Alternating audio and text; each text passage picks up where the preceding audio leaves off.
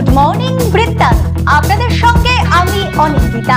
চোখ রাখবো আজকের খবরের মর্নিং আপডেটে। আজকের আবহাওয়া কেমন যাবে জেনে নেব।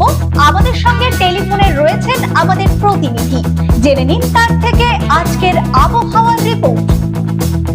দেখো, উত্তরবঙ্গ কৃষি বিশ্ববিদ্যালয়ের আবহাওয়া দপ্তর যে বার্তা দিয়েছে তাতে স্পষ্ট করে বলা হয়েছে আজ অর্থাৎ একেবারে ভোটের আগের দিন P-2 কিন্তু গোটা সমগ্র পশ্চিমবঙ্গে কিন্তু দিনের বেলা তাপমাত্রা যথেষ্ট পরিমাণে বেশি থাকবে।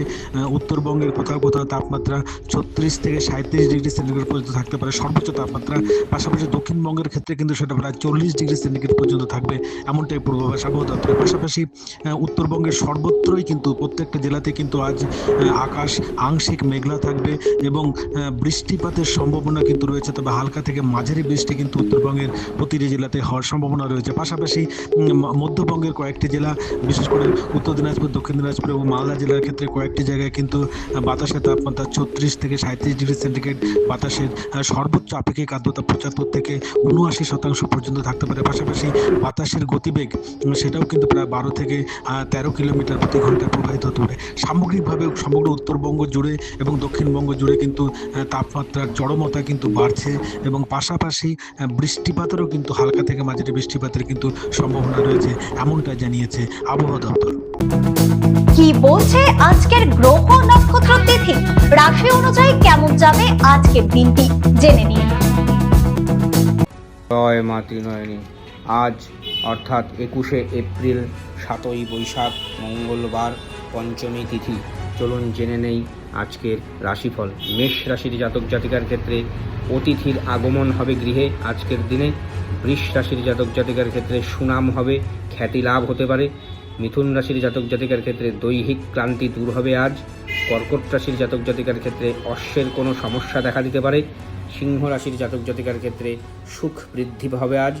কন্যা রাশির জাতক জাতিকার ক্ষেত্রে ভুল বোঝাবুঝি হতে পারে। তুলা রাশির জাতক জাতিকার ক্ষেত্রে ব্যবসা উন্নতি, অর্থ উন্নতি, গৃহোন্নতি হবে। বৃশ্চিক রাশির জাতক জাতিকার ক্ষেত্রে দুর্ঘটনার কবলে পড়তে হবে আজকের দিনে।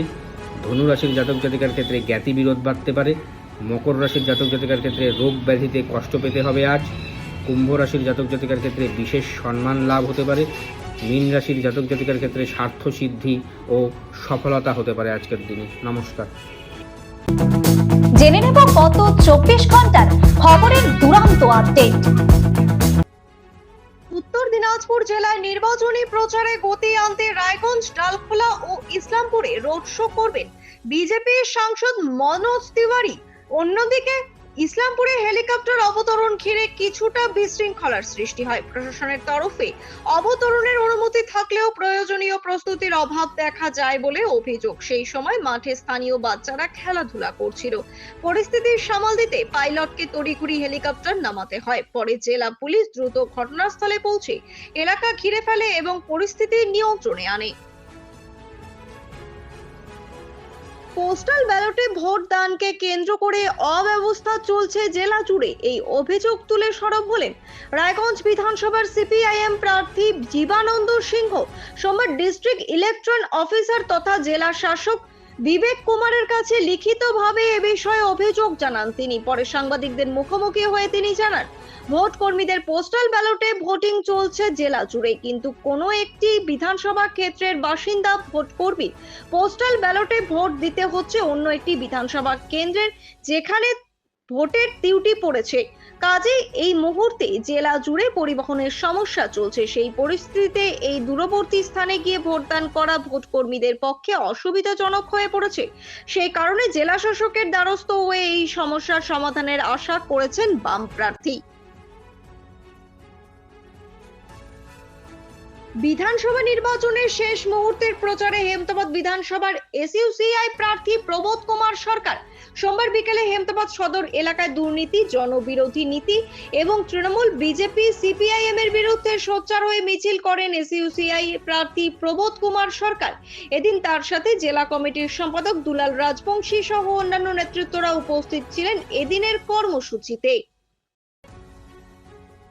প্রচারের শেষ বেলায় সিপিআইএম প্রার্থীর সমর্থনে বাম সংগঠনগুলির মেগা র্যালি অনুষ্ঠিত হলো রায়গঞ্জে। সোমবার রায়গঞ্জ রেল স্টেশনের 2 নং প্ল্যাটফর্ম সংলগ্ন স্থান থেকে দেবীনগর পোস্ট অফিস সংলগ্ন মোড় পর্যন্ত এই মিছিলে পা মেলান বাম কর্মী ও সমর্থকরা। মিছিলের পুরো ভাগে ছিলেন রায়গঞ্জ বিধানসভার সিপিআইএম প্রার্থী জীবানন্দ সিংহ। এই মিছিলকে কেন্দ্র করে সাধারণ মানুষের মধ্যে উৎসাহ উদ্দীপনা ছিল চোখে পড়ার মতো। মিছিলে অংশগ্রহণ করে জীবানন্দ সিংহ বলেন, রাজ্য জুড়ে একটি পরিবর্তনের হাওয়া উঠেছে, আর সেই হাওয়া অবশ্যই বাম শক্তির অনুকূলে। আগামী দিনে বিধানসভা নির্বাচনে সিপিআইএম রাজ্য জুড়ে ভালো ফল করবে বলে আশাবাদী তিনি। বিধানসভা নির্বাচনের শেষ মুহূর্তে ঝড় তুলেছে বিভিন্ন রাজনৈতিক দল। নির্বাচনের দিন যত এগিয়ে আসছে, রাজনৈতিক উত্তাপ ততই বাড়ছে। সোমবার হেমতাবাদ বিধানসভার বিজেপি প্রার্থী হরিপদ বর্মনের সমর্থনে বাইক মিছিল করা হয় হেমতাবাদে। সোমবার দুপুরে এই র্যালি হেমতাবাদ বিধানসভায় বিভিন্ন এলাকা পরিক্রমা করে। সাংসদ কার্তিক পালের সাথে গাড়িতে এই র্যালিতে উপস্থিত ছিলেন বিজেপি প্রার্থী হরিপদ বর্মন। এছাড়াও বিজেপির হেমতাবাদ মণ্ডল সভাপতি বিপ্লব সরকার সহ অন্যান্য বিজেপি নেতৃত্বরা উপস্থিত ছিলেন এদিনের এই কর্মসূচিতে। রায়গঞ্জ মহকুমার একদিনে দুটি পৃথক পথ দুর্ঘটনায় প্রাণ হারালেন মোট 6 জন, আহত হয়েছেন আরো বেশ কয়েকজন। প্রথমে ঘটনাটি ঘটেছে রায়গঞ্জের মহাদেবপুর এলাকায়। মালদা থেকে শিলিগুড়ির দিকে একটি পাথর বোঝাই ডাম্পার ও ধান বোঝাই লরি যাচ্ছিল। সেই সময় ডাম্পারটি ধান বোঝাই লরিটিকে ওভারটেক করার সময় পেছনে ধাক্কা মারলে ডাম্পার চালক মজরুল ইসলাম গুরুতর আহত হন। স্থানীয়রা তাকে উদ্ধার করে রায়গঞ্জ মেডিকেলে নিয়ে এলে চিকিৎসকরা তাকে মৃত বলে ঘোষণা করেন। 18তে ভোটদান, 18তেই রক্তদান, আর সেই বার্তাকে সামনে রেখে শুরু করলেন রক্তদানের দেওয়াল লিখন কর্মসূচি। নবদিগন্ত ক্রীড়া ও সমাজ কল্যাণ সমিতি নামে একটি স্বেচ্ছাসেবী সংগঠন।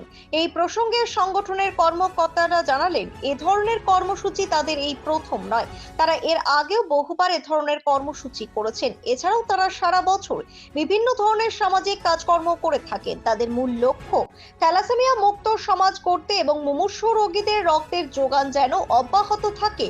সে কারণেই সাধারণ মানুষকে রক্তদানে এগিয়ে আসতেই মূলত তাদের এই কর্মসূচি।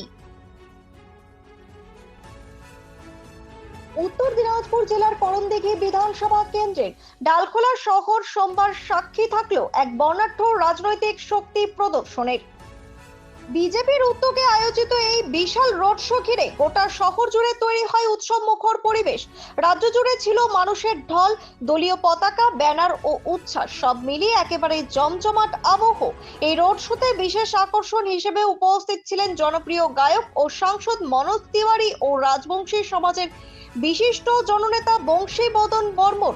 তাদের উপস্থিতি কর্মী সমর্থকদের মধ্যে বাড়তি উদ্দীপনা এনে দেয়। এদিন ডালখোলা কলেজ মোড় থেকে রোড শোর সূচনা হয়।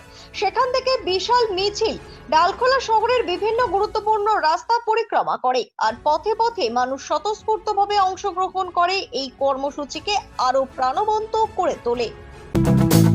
গুড মর্নিং বৃত্তান্ত আজ এই পর্যন্তই। ঘরে বাইরে খবরে থাকুন, চোখ রাখুন নিউজ বৃত্তান্তে। নিউজ বৃত্তান্ত, হলুদ নয়, স্বচ্ছ।